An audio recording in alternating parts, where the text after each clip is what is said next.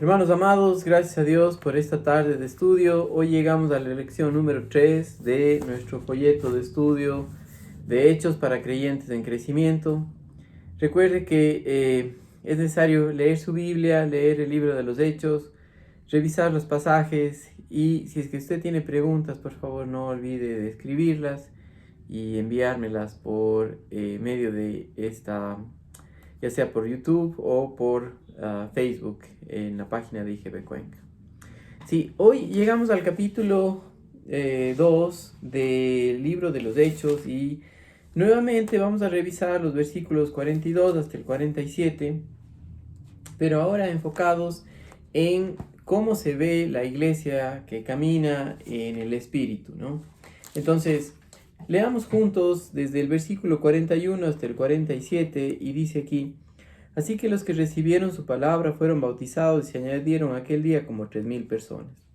Y perseveraban en la doctrina de los apóstoles, en la comunión los unos con los otros, en el partimiento del pan, en las oraciones.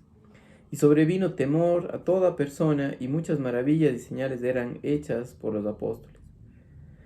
Todos los que habían creído estaban juntos y tenían en común todas las cosas, y vendían sus propiedades y bienes y los repartían a todos según la necesidad de cada uno, perseverando unánimes cada día en el templo y partiendo el pan en las casas, comían juntos con alegría y sencillez de corazón, alabando a Dios y teniendo favor con todo el pueblo, y el Señor añadía cada día a la iglesia los que habían de ser salvos. Sí, lo que vamos a ver esto es un ejemplo de la iglesia caminando en el poder del Espíritu Santo o comportándose en dependencia de Dios, comportándose por la vida de Jesucristo en ellos, al ellos estar dependiendo en lo que Dios había hecho, confiando en su palabra, ¿no? Entonces veamos algunas características de esto, y la primera es que ellos estaban enfocados en estudiar su palabra, estaban enfocados en la doctrina de los apóstoles. Los versículos 41 y 42, la primera parte del 42 nos muestra que dice: perseveraban en la doctrina de los apóstoles. Sí, esto es muy importante porque el mandato que Dios les dio a los discípulos de Mateo capítulo 18, 28, del 19 al 20, fue ir y hacer discípulos. Y para ser discípulos tenía que ver con aprendices de Él, que le conocen a Él personalmente, y eso es por su palabra. Nosotros le conocemos a nuestro Dios a través de la palabra de Dios, ¿sí? Le conocemos a través de las Escrituras. Es que el Espíritu Santo no nos va a decir algo que está en contra de las Escrituras. Más bien nos va a recordar lo que Él dice. Y por eso una iglesia que está sólida o que está saludable, el enfoque es su palabra. Sí, no importa si a nosotros nos toca viajar o tener que ir a vivir en otro país o en otra ciudad, es importante que nos acerquemos a donde está la iglesia para ahí crecer. Y cuando vemos las iglesias tenemos que enfocarnos y ver si es que están estudiando las escrituras, si están estudiando su palabra o son muchas ideas, preconcepciones de la gente que no son bíblicas. Si es que es así, sigo buscando una iglesia donde se estudie su palabra. Pero si es una iglesia donde se estudia su palabra, ahí me quedo, ¿sí? La primera cosa es que de continuo ellos estaban perseverando en la doctrina de los apóstoles, ¿sí? Fue gracias al Espíritu Santo que Él nos guía a la verdad. Juan capítulo 16 y los versículos 12 y 13 muestra que el Espíritu Santo, el Consolador, nos recordaría, nos llevaría, nos guiaría a la verdad que es a Jesucristo. Sí, y esto es muy importante. Una iglesia que depende en el Señor estudia su palabra, ¿ya? Ahora, quiero que sepan que no es cualquier cosa, no es de estudiar y decir porque se me ocurre, sino que la palabra de Dios es lo que se estudia. No estamos para estudiar filosofías, no estamos para estudiar los problemas del hombre, sino más bien la palabra de Dios. Entonces, ¿por qué tenemos lo que tenemos hoy en día? No fue por iniciación o deseo del hombre, sino porque Dios quiso. Y esto es muy importante.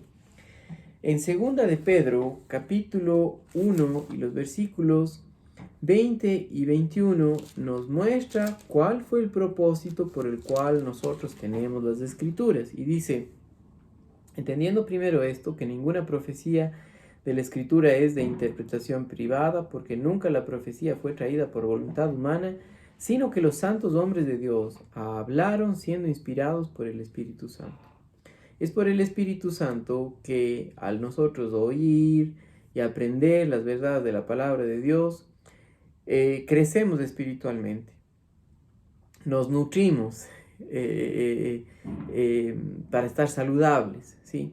Tanto es importante como la leche, como los primeros fundamentos de quiénes somos en Cristo Jesús, como la obra terminada de Cristo Jesús en la cruz, de que ya estamos identificados con Él, somos copartícipes aquí en esta tierra de su vida, de que estamos sentados en los lugares celestiales con Cristo Jesús, de que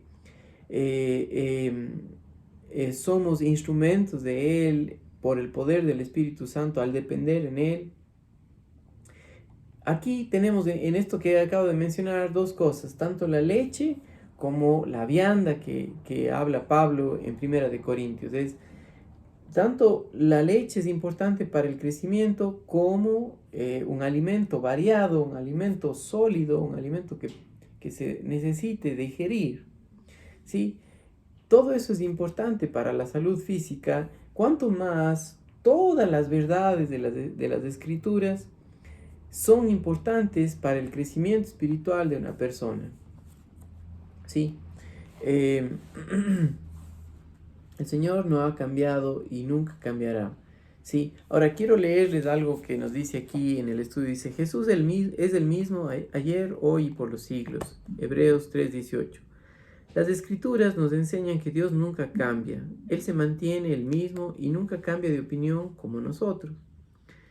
Así que podemos confiar en su palabra. Ella refleja su buena y perfecta voluntad para nosotros. Los mandamientos de Dios para su iglesia nunca cambian. Su palabra es tan relevante hoy como lo era cuando los apóstoles y profetas la escribieron originalmente. Todo creyente debe conocerla, entenderla y creerla. Luego enseñarla a otros, así como ellos han sido enseñados, ¿sí? Toda potestad me es dada, por tanto, id y hacer discípulos en todas las naciones, bautizándolos en nombre del Padre, del Hijo y del Espíritu Santo, ¿sí? Y yo estaré con vosotros hasta el fin del mundo, ¿sí? Qué importante, el propósito de una iglesia sólida, una iglesia que anda en el Espíritu, es hacer discípulos, y se demuestra por el estudio de la palabra, pero también en la comunión que hay los unos con los otros. Entonces, fíjense conmigo, de regreso en Hechos capítulo 2, y el versículo 42 dice, en la comunión unos con otros, en el partimiento del pan, en las oraciones. ¿Sí? ¿Qué más? Y sobrevino temor a toda persona, y muchas maravillas y señales eran hechas por los apóstoles. Ahora, tenemos que fijarnos que la comunión es posible solamente por Cristo Jesús. Primera de Juan, capítulo 1 y el versículo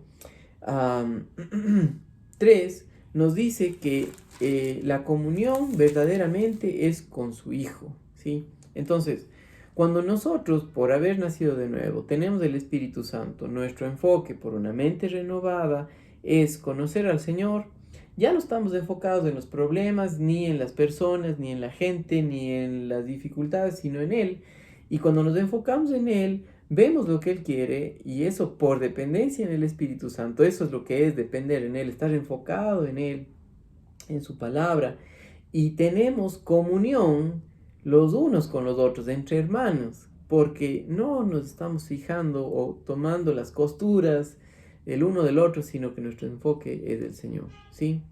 Somos hijos de Él, y sí, el único lugar donde vamos a crecer es dentro del contexto de la iglesia. El separarse del mundo no es algo, un esfuerzo humano de reprimir la carne, sino mientras nosotros vamos mirándole a Él, el Espíritu Santo produce en nuestras vidas lo que Él quiere, ¿sí? Y Él quiere hacer su voluntad buena y perfecta aquí en esta tierra, y tiene que ver con lo que Dios está haciendo aquí a través de la iglesia, que es compartir su palabra, vidas que reflejan su amor, que son ejemplos de Jesucristo, ¿no? Ya, entonces esto es muy importante, ¿no? Las personas que no le conocen a Él, al ver la comunión de los hermanos, van a ser atraídos a Él. A mí me pasó eso. Yo conocí al Señor por un grupo de jóvenes que me impactó el amor que ellos tenían entre ellos, el cuidado, el respeto que tenían, pero también yo siendo extraño para ellos, me amaron, tuvieron paciencia para conmigo, me compartieron su palabra. Y Dios utilizó eso para que yo conozca la verdad de que era pecador y que Cristo murió por mí, me salvó, dio su vida por mí y pagó por mis pecados. Así empezó. Ahora, no solamente eso, pero cuando ellos compartían, recordaban la muerte del Señor Jesucristo y su resurrección. Por eso, cuando vemos en Hechos capítulo 2, versículo 42, dice, en la comunión los unos con los otros y en el partimiento del pan. En el partimiento del pan estaba hablando de que luego de que ellos se reunían a comer, también partían el pan y recordaban lo que Jesucristo les dijo en cuanto a que su muerte del nuevo pacto, ¿no? Su sangre derramada nos limpia de todo pecado. El pan reflejaba el cuerpo del Señor Jesucristo crucificado, ¿no? Por nosotros, por castigo. Pero también nos recuerda que Él volverá, ¿sí? Que ya somos de Él, que ya hemos sido perdonados, ¿sí? Una descripción aquí encontramos en nuestro estudio, dice el pan. Durante la última cena del Señor, el Señor dijo a sus discípulos que debían recordar su muerte. Marcos 14, 23. Jesús tomó el pan, lo partió y dio a cada uno de sus discípulos y les dijo, cuando Él regresara del cielo, debían juntarse y hacer lo mismo. Regresara al cielo. Es en la ascensión, y eso es lo que estaban haciendo ellos aquí. Ellos siguieron el ejemplo de Jesucristo, guardaban la cena del Señor. Jesús tomó el pan y lo bendijo y lo compartió con los discípulos que estaban allí. De la misma manera, cuando tenemos la Santa Cena del Señor, damos gracias a Dios y recordamos el cuerpo de Cristo que fue entregado como rescate por nosotros en la cruz, partido en la cruz por nosotros. El vino. Después que Jesús tomó el pan, también tomó la copa llena de vino y les dijo a cada uno que lo bebiera. Cuando bebían el vino, debían recordar que su sangre fue derramada por sus pecados, de la misma manera que nosotros damos gracias a Dios por la copa que nos recuerda que la sangre de Cristo fue derramada para limpiarnos de nuestros pecados. ¿Sí? La otra cosa que dice aquí, y en las oraciones. Ahora, continuaron en la oración. La oración no es otra cosa que una muestra de dependencia en el Señor. ¿Sí? No es simplemente el decir, ayúdame, ¿no? Porque Dios no está interesado en ayudarnos, sino la oración tiene que ver con, Señor, hazte cargo. Tú, ¿qué quieres hacer? Dinos lo que tu voluntad, muéstranos en tu palabra. ¿Sí? La oración no tiene que ver que yo tengo mi agenda y pido a Dios que bendiga mi agenda, ¿no? Sino más bien que yo, al estar enfocado en Él, quiero lo que Él quiere, ¿no? Quiero hacer la voluntad del Señor. Esto es muy importante para nosotros, ¿sí? Entonces, así vemos una iglesia que camina en el poder del Espíritu Santo. Veamos ahora los siguientes versículos. Fíjense el resultado de esto. Versículo 43. Sobrevino temor entre toda persona y muchas maravillas y señales eran hechas por los apóstoles. Verso 44.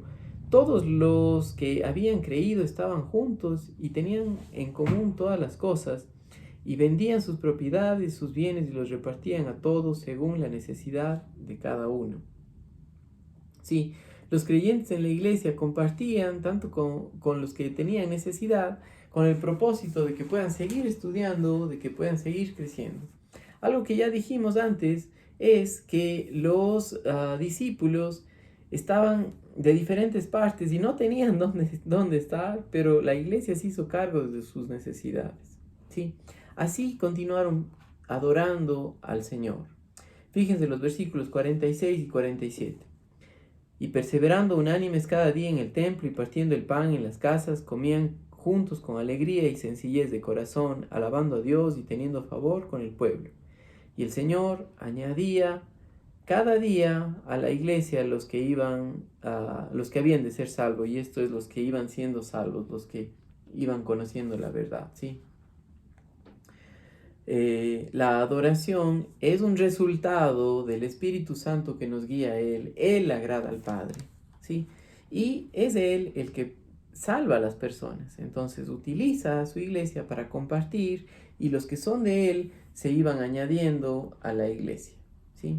Qué importante cuán sencillo es el mensaje del Evangelio, cuán sencillo es la vida de la iglesia dentro del contexto del discipulado.